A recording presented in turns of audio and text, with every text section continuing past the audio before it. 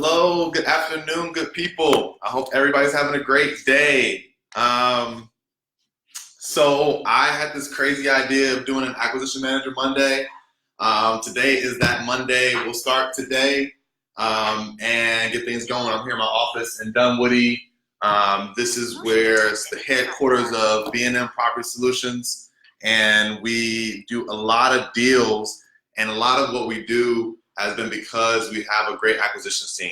So super excited about that. And this comes at a great time because you guys, my acquisition manager who's currently in Mexico, in the Yucatan, locked up 8 contracts this past week. So major shout out. I'm going to eventually have him come on here and he'll do some live with me.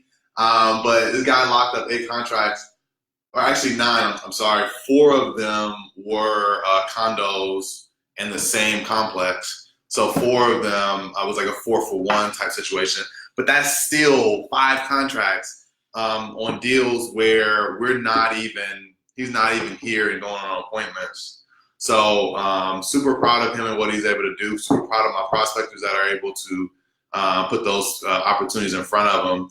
And I've already looked at a few of them, and one of them is smoking hot. I actually already got pre-approved for funding. Shout out my lender. What's up, Carlos and Taj? I think you know who I'm talking about. But real quick, just as this is the first one, just a background on kind of who I am, what I'm doing, and why this is kind of going to be helpful and useful and important. I've been in real estate investing, started off wholesaling exclusively since 2016. I had a good friend, Daryl Patterson, show me about real estate investing, and then introduced me to a great mentor and a national coach, Tom Kroll. So I got rolling. I previously held some positions in corporate America, operations, production supervision, etc. And now fast forward, I've gone from doing, 6 figures in deals myself to a little bit more with, in year 2, I partnered up with somebody, Marvin McTall, in year 3, and built a team around our process and operation. And this year, we should be well over $1 million in revenue. We basically hit $1 million last year, at least I did, between what we did with B&M and what I did with Mighty Estates. So super excited about that, more excited about the future and what's to come. So at any given time, if you guys have any questions, please type them in the comments about acquisitions, what we've done in the past, and what could be helpful for you. That was a bit of my background. The game plan for this going forward is I'm going to actually start to do these live from my Facebook page. So it's a page that will be all about, anything that I'm doing in real estate and entrepreneurship, so that I don't spam all my friends and family who are not interested in real estate investing or not interested in entrepreneurship. So if you guys in Facebook search I am B Barnes, or Instagram if you prefer that, search the Facebook, and I'm going to go live from that page on every Monday. And this is just be the start. We'll do acquisition manager Monday. We'll eventually do disposition manager Monday. We'll do marketing manager Monday. I want to give you guys a lot of value and what's helped me be successful, and what how I can help you guys be successful as well. So cool. The next big point, like we're all here, and whoever's watching is wondering, like, hey, what's my take on acquisitions? How was I successful? Well, I think that for me, it all started with just caring about what I was doing, making sure that I'm trying to provide value first, not looking to the dollars and cents. So my mentor first started off and said, Tom Kroll said, read this book, 4 Spiritual Laws of Prosperity. There's some other books like Go Giver, where you're worried about placing value in others first. So whether you're going and qualifying a lead on the phone or in person, be naturally interested in that person and how you can help them. I believe, and this is a personal belief, that wholesaling, some people say you have two customers. You have the homeowner that has the property, as well as the end buyer who's going to be, ultimately purchasing the property at the end of the day. Some people say you have two customers. I personally think that my main goal is to provide a high level of service to the homeowner. And so by placing value in them, I'm able to build a relationship, build rapport, and at the end of the day, that's how you get and continue to do business. If you just go into it looking to provide value, looking to work with people, understand what situations, how you can provide value, they'll give you the roadmap on how to close the deal. So before I actually go any further, I do want to highlight a few things. I did not get here by all the information that's been in my head. I'm going to share with you guys the people that I learned from in this very first Acquisition Manager Mondays. So that if you guys want to go out and learn from them, by all means, please do so. My initial mentors, I think the first person to show me, of course, I said Tom Kroll was my initial wholesaling mentor. But when it comes to qualifying leads, Brent Daniels has a good method on qualifying what is a lead, what's a prospect. That's the TTP coach. Building rapport. Cody Hoffine was really great at teaching me that. Handling objections, Tom Kroll. Building a sales system, Todd Toback and John Martinez. Really, really big on acquisitions. And then negotiations and active listening, Chris Voss from Never Split the Difference. And I've used a mashup of all of those guys to create the B&M Sales System. And our sales system matches our script. And the reason that's important is because we're doing a lot of deals over the phone. We are locking up a lot of contracts and opportunities over the phone and not having to go on those appointments. So to do so, you have to have a robust conversation.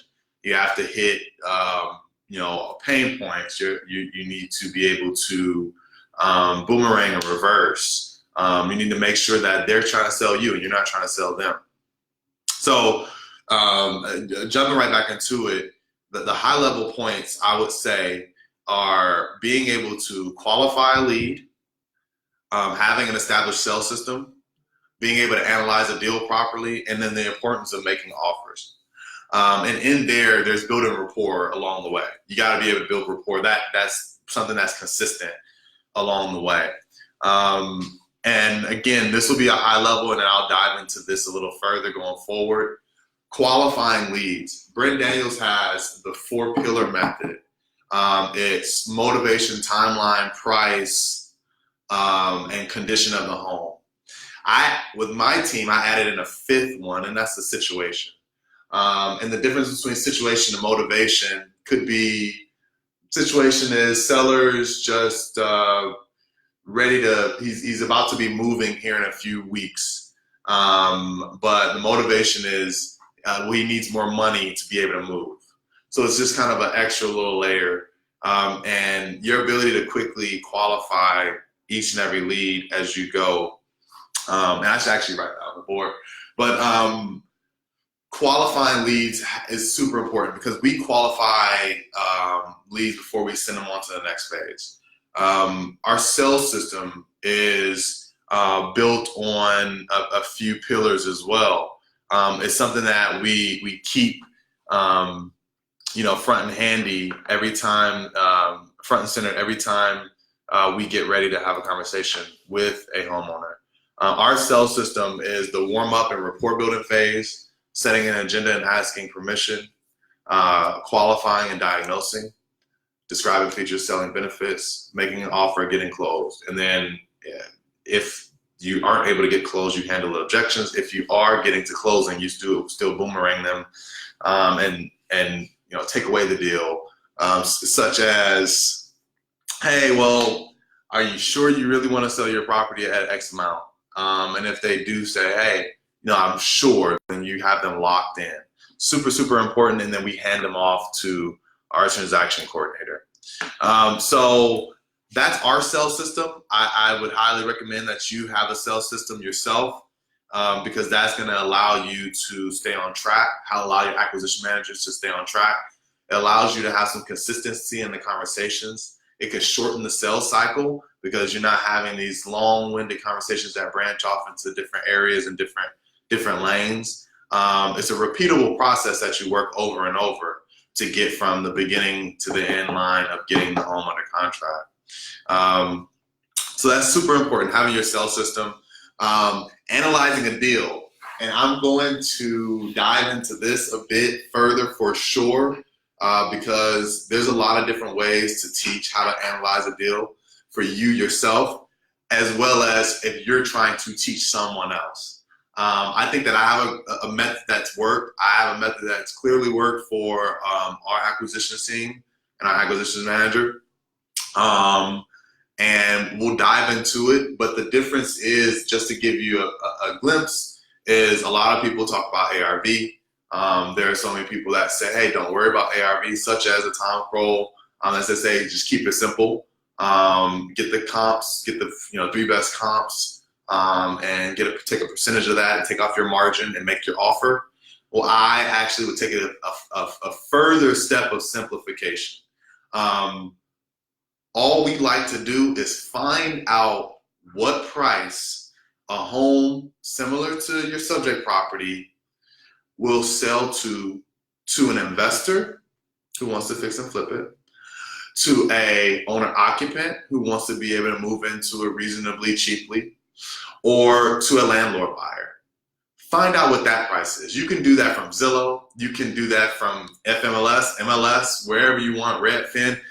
Pick a website, and you can find out by looking in the area and looking at the price history what a home that's similar to yours can sell for to one of those 3 parties, which is your B2C price. Take $20K off of that. That's your margin with plenty of room for error. And that number is your maximum allowable offer. That's your Mayo. And so you should actually anchor less than that. If you do that consistently, it will save you so much time. It will save you trying to train, comps, condition, repair costs, so much time. And it will allow your acquisition manager to move very quickly through leads. Because as everybody will tell you, the quicker you get to no is the faster you'll get to yes. So, saying that again, all you have to do is look out in the market, find a similar price property, a similar style of a property that has clearly, based on the price history, sold to an investor who's probably going to do a rehab, a landlord who's going to kind of make it cleaned in, move in ready, or a owner occupant buyer. Take $20K off of that. That's your margin, and that number is your Mayo. So you need to anchor that seller lower than that to get to your Mayo, or hopefully less than your Mayo, right? And then you have a really killer deal. So that's it. I mean, it's simple. And I would challenge anybody to do that. Hey, Chris, I would challenge anybody to try that method. I think that will expedite you being able to make offers. The last piece is the importance of making offers. And our team, we generate about 50 leads per week based upon 60 hours of dialing, cold calling. And with that, my acquisition manager tries to send out about 50 offers each and every week. Everybody gets an offer. That's a Joe McCall thing from day one. Everybody gets an offer. You send your offer at your price, the price that you can make it work, even if that seller's way off, because it is a defense mechanism. People will tell you no to a number that actually can work. You will get offers signed and returned to you that you thought there was no chance of them signing a contract. It happens. It's just it happens time and time again. So I promise you, just send offers. We shoot for 50 a week, and that's with one lead manager. I'm in the process of finding another. So if you're able to just do that consistently, you'll start to lock up these deals. And And that's about it. Like, that's basically it. Again, my high level bullet points are being able to qualify a lead quickly, know who you're spending your time with, having a sales system, which, you know, is in essence your script that's repeatable. Your script should manage your sales system.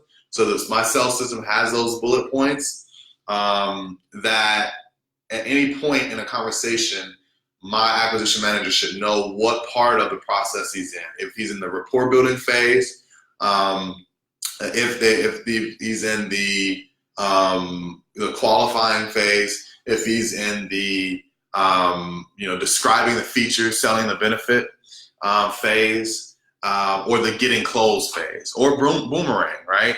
And that's able to keep him on track, so he knows what he's doing at any given point within his conversation or her.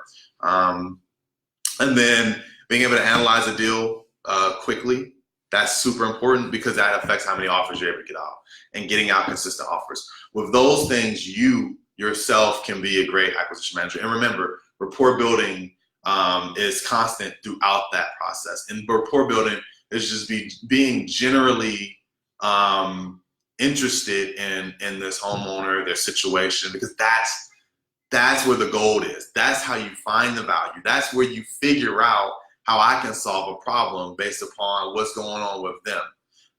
So that's super, super important. You have to continue to build the rapport. And then, that's it. I mean, that's basically it. I'm looking forward to deep diving some of these components with you guys, and really giving you a feel how I analyze deals. I'm sure that there will be questions about, what that actually looks like. If there are any questions right now, I know there's a few people online now that, let me know in the comments. I would like to use the comment box as a way of answering questions live, if you have any, whether that's about what we've done in the past, what we're doing now, or how I teach and coach. Just to give you guys a feel, I do a Tuesday and a Thursday meeting each week with my acquisitions team. That's my cold caller and my lead manager.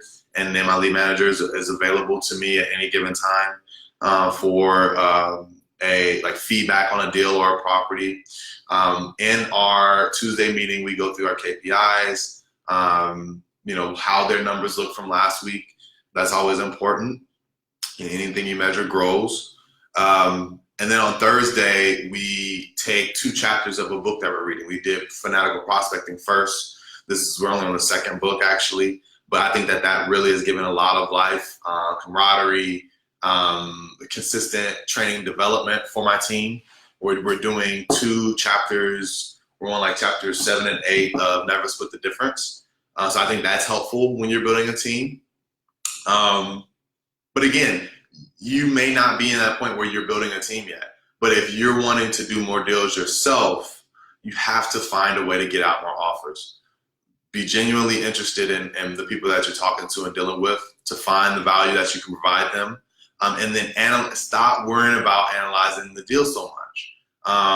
I can go out, you can give me a property anywhere in America, and for the most part, I can let you know what somebody will buy it for, what I could sell that property at, subject property, based upon a little bit of information of the condition of the home and looking at a map.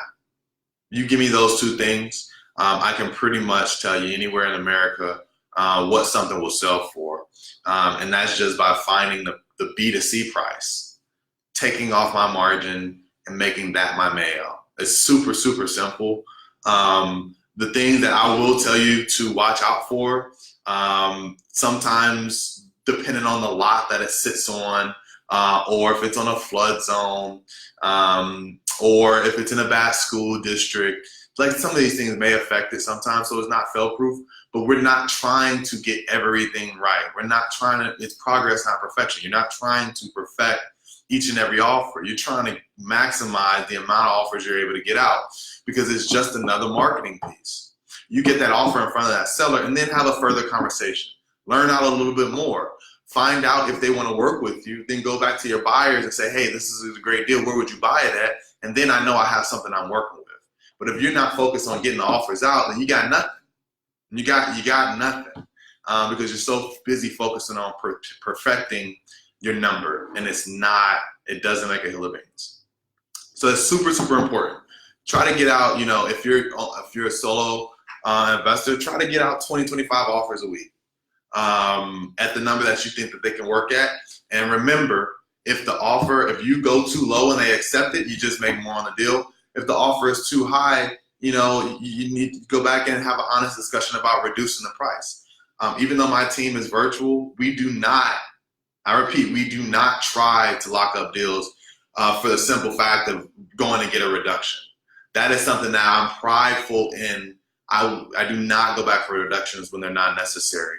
And I promise you that we have not seen less deals closed based upon this model than if I was going to a property.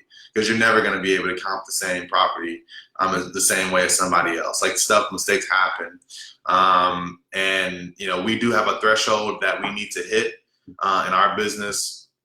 If we're not making X amount, which is a modest amount, just enough to keep the lights on, then we're not going back for a further reduction. So don't do that. Don't go out here making offers to everybody at prices that you can't sell them just to go back and get a reduction. You'll make a bad name for yourself. You'll make a bad name for other wholesalers and investors in the industry. And it's just not a good way to do business. So remember that. But again, it's all about making offers. So thank you guys for joining. Remember my Facebook page, I am B Barnes. Go there, and because I want to start to shift this group over to the I am B Barnes page. That'll just be my personal kind of entrepreneurial investing. I won't be posting a bunch of pictures of my family and stuff like that there. I'll post them here in my profile. But I want to make sure that I'm not spamming people that aren't interested in this. But I am looking forward to giving you guys great value week after week. I am going to start having office hours every other week on Fridays from 11 to 2 p.m. to start. So more details on that to come. I'll share that also on my Facebook page. So if you guys want some one-on-one time, I'll give you my Calendly link. We can book some time, 30-minute discussion. Let me know how your business is doing. Ask you how I can help and be of assistance, and give you some inside, one-on-one opportunity to coach and train. Because that's what I like to do. Come to think of it, my mom, sister, wife are all teachers. My dad's a coach. So I guess it's kind of in my blood. And I really enjoy real estate investing, and it's changed my life. It's changed my family's life. And I'm sure that it can change you guys' life as well if that's what you want to do, because you have to be consistent. Consistency is key. Super, super important. So super excited for you guys. Also, third Thursday of every month, REI Live Atlanta, a group meetup. I'll be the keynote, my very first keynote coming May 16th. I'll have a guest panel of people that have done deals here in Atlanta. So if you're in the Atlanta area, you'll see a link to that. Please RSVP. Super excited to provide value in person. Come out and meet so I can put face to your name. And looking forward to the rest of this journey. If anybody has any questions, shoot me a note, a PM, DM, I am B Barnes, Facebook page, and Instagram. All right, have a good one.